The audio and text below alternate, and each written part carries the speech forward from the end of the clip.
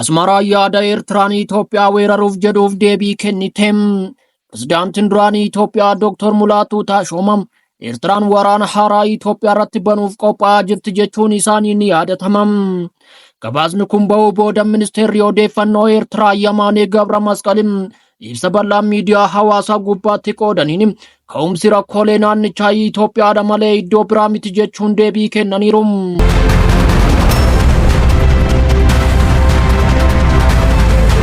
Iraan afaan doorsisa USA fi Israa'el irraa dhufuuf iddoo hin qabu jettem. Iraan sagantaa niikuleeraa isheettis ta'e itti fufuu irraa duubatti hin jettu jechuun dubbii himaa ministeera dhimma alaa Ismaa'eel Baagaayii kaleessa ibsaniiru. Kunis Israa'el fi Ameerikaan hawwii niikuleeraa Iraan haleeluuf dhaadatanii guyyaa tokko booda jechuun Reuters gabaaseera. Mooskoon ammoo rakkoo sagantaa niikuleeraa Iraan waliin wal qabatee jiruu fi Teheraan gargaaruuf qophii ta'uu dubbii himaan Kremlin Dmitry Peskov himaniiru.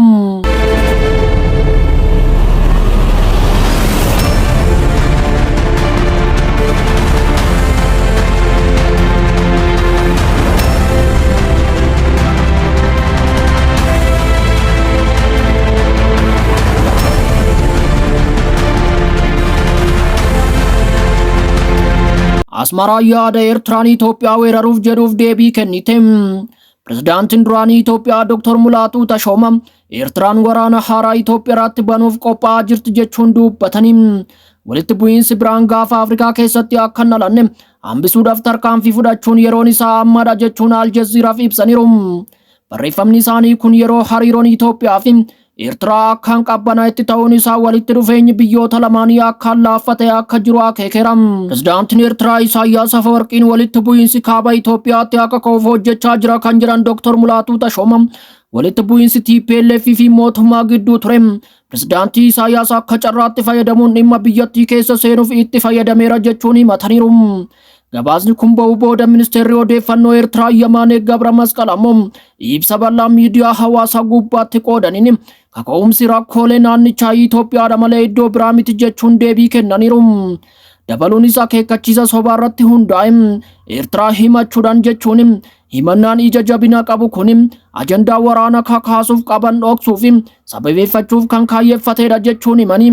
Ibsi ministeera Eertiraa kun bara 1998 waqtii waraanni Eertiraa fi Itoophiyaa eegalurraa kaasee hariiroo biyyoota lamaanii yaadachiisa. Waraana Tigraayitti sadaasa 20 bara 2020 baname Tigraay keessatti dhiiga dhangalaase irratti humnoonni Eertiraa fi milishoonni Amaaraa raayyaa mootummaa Itoophiyaa waliin hiriiruun isaanii ni yaadatama. Barreeffama isaanii kanaan pirezidaantiin Isaayyaas biyyoota ollaa dabalatee naannicha keessatti nagaan akka hin buune hojjetaa jira jechuun kan himatan Dr. Mulaatu Tashoomam waliigaltee Piriitooriyaa irraas gammachuu akka hin qabne himaniiru. Ministeerri odeeffannoo Eertiraa ammoo waraanni kaaba Itoophiyaa waqtii eegalu kutaa waraana raayyaa ittisaa haleelamee booda gaafii mootummaan Itoophiyaa dhiyeessan waraanicha keessaa qooda qabaachuu ibsaniiru. Dabalataan waliigalteen Piriitooriyaa waraanicha goolabe dhimma keessoo Itoophiyaa waan ta'eef haajaa irraan qabnu jechuun ibsanii. Pirezidaantiin Isaayyaas waliigaltee dhukaasa dhaabuu Piriitooriyaa sadaasa 2022 Afrikaa kibbaatti mallattaa'ee tooftaa ittiin addaan kutuu Yuunaayitid Isteetiin karoorfamedha jechuun ibsee ture. Pirezidaantiin duraanii Itoophiyaa fi dippiloomatiin duraanii kun Eertiraan walitti bu'iinsa TPLF gidduutti uumame keessa galtee jirti jechuun hidhattoota faannoo Amaaraa ammoo deeggaraa jirti jechuun himate. Fulbaana darbe dura ta'an TPLF Dr. Debratsiyoon Gabra Mikaa'el mootummaa naannoo Tigraay mootummaa Eertiraa waliin walitti dhufeenyi isaa cimaadha jechuun dubbachuun isaanii ni yaadatama. Waliigalteen Piriitooriyaa fi rakkoon siyaasa Tigraay keessa jiru hariiroo waggoota muraasa dura ture duubatti akka deebi'u godheera. Yamaaneen akka himanitti Itoophiyaan ji'oota darban maqaa seeranis ta'e humnaan ulaa galaanaa argachuu jedhuun Eertiraa dubbii barbaadaa jirti jedhaniiru. Itoophiyaan Somaalilaand waliin waliigaltee ulaa galaanaa argachuuf mallatteessite naannichatti muddama uumuu himuun waraana naannoo Amaaraa keessa jiruunis biyyattiin maraan martoo waraana keessoo keessa jirti jechuun ibsanii. Dhumarrattis Itoophiyaan rakkoo fi uumtee fi Eertiraa irratti qabachaa jirti jedhaniiru. Waliigalteen mootummaa federaalaa fi TPLF gidduutti taasifame michummaa ministeera muummee Dr. Abiy Ahimad fi pirezidaantii Isaayyaas Afewerqii gidduu tures akka malee laaffataa dhufeera. Balalliin daandii qilleensaa Itoophiyaa fi Eertiraa walitti fiduuf tajaajilaa tures ganna darbe kana murtoo Eertiraa irraa ka'een adda cituun isaanii yaadatama. Onkololeessa darbe ammoo Eertiraan kora biyyoota sadeenii kanneen Itoophiyaa irraa muuffii qaban Masrii fi Somaaliyaa waamuun waliigaltee mallatteessuun ishee ni yaadatama. Yaa ta'u malee Itoophiyaan hariiroo gaarii Somaaliyaa waliin deebistee tolfachaa jiraachuun ishees ni beekama.